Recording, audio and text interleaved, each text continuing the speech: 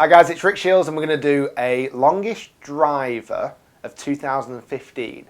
So I've tested loads and loads of golf clubs this year, all the drivers, all the irons, and I'm going to put the drivers in some sort of category of what I felt were the longest this year. So 2015, as we end the year, I thought it'd be a good time to do it. So I've got 4 drivers in this category. I'm not going to put them in any particular order. They are just the 4 clubs that I would say were longest, and it's down to you guys if you want to go and test them and try them out, see if they're any longer for you. Well, that's a different story. But these are the ones that I found were longest for me this year.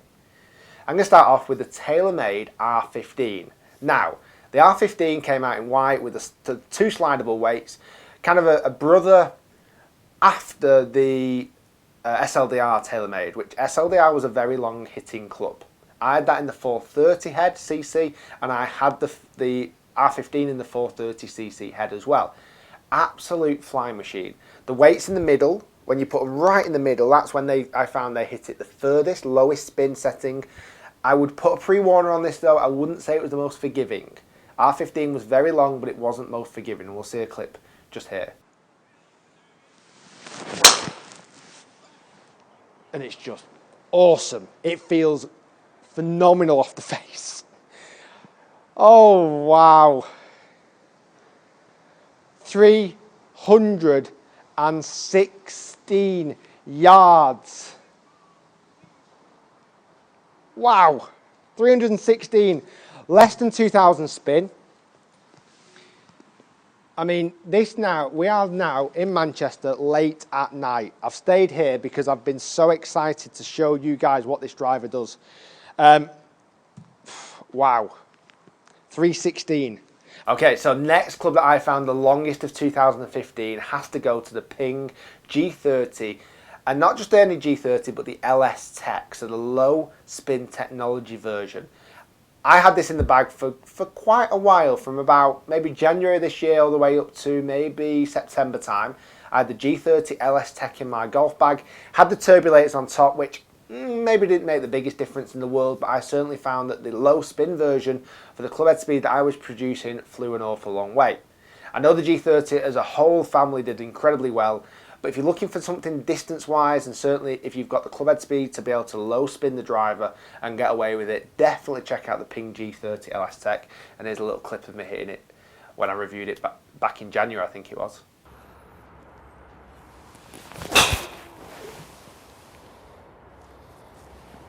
Yeah, very nice. It's right down there again. Oh, whoa. Oh my goodness. 324. Finchy is just over here. 324 Finch. Okay, so the next driver in this category of long drivers 2015 is the Titleist 915 D3. So the D2 and the D3 came out. D2's kind of a bigger, looks bigger from the top of the head and slightly shallower, where the D3 is a little bit more squashed in and deeper faced, kind of almost a lower spin version. Has the, can't remember what, active recoil channel behind the face, which again is helping with off-centered hits. Found it with the slightly different shaped head of the D3. Again, it was an absolute flying machine. Yeah, felt fantastic. That felt really good off the face. You can see the ball flight, that's pretty impressive. And it's big. Over 300 yards total distance. 282 carry. So the carry was pretty impressive there. Now, okay, so the last club in this category, and this is a later club in this kind of year. It didn't come out as early in the year, it came out much later. It was the TaylorMade M1. So I'm using the TaylorMade M1 at the moment. I found the 430cc head definitely to be the longest carry club. So the longest carry club, I found a 430cc head, so smaller head. I just found it so much less forgiving. I've opted for the 460 version, the bigger headed version. This is where you've got the sliding weight side to side like the SLDR, but unlike the R15 now, there's not 2 weights in the front, there's a weight that goes at the back as well, so you can lower and higher the spin. I like the look of the club head. I love the carbon against the white border of the face. And without question, and this is across a lot of players that I've spoken to, the M1 has been really performing on a long basis, consistently long basis. So here's a clip of me hitting it when I was out in Connecticut, hitting the driver, and I've still been using the M1 since. I just find it a very long hitting club.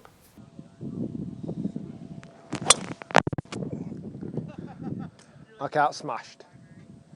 That is smashed. That felt pretty awesome. Let's have a look at some numbers. 124 club head speed already. It's gone up.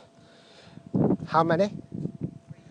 315 yards of carry distance.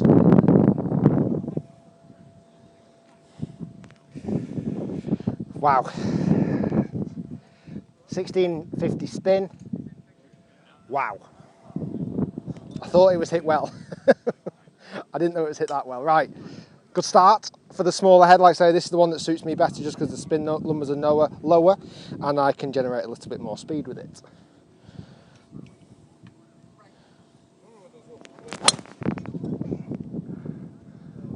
I love that flight. It just stays here. So guys, thanks very much for watching. Hopefully that's going to help you with some decisions you may want to make over drivers that you might want to test. Don't forget, all of this is just me and my opinion. It's how I hit the golf ball. And I've got some mid-handicapper kind of, let's say, awards coming out as well. Some picks that I would say a mid-handicap would suit. And Rob Potter, who did a lot of testing for me this year, I got him to pick some clubs that he found was the longest hitting. Stay tuned. If you've not seen the longest iron video, do check that out. It's already on my channel. Do subscribe. I've got loads more kind of categories coming up before the end of the year. Thanks for watching, guys. You've been amazing as always. Do subscribe below, and we'll see you next time.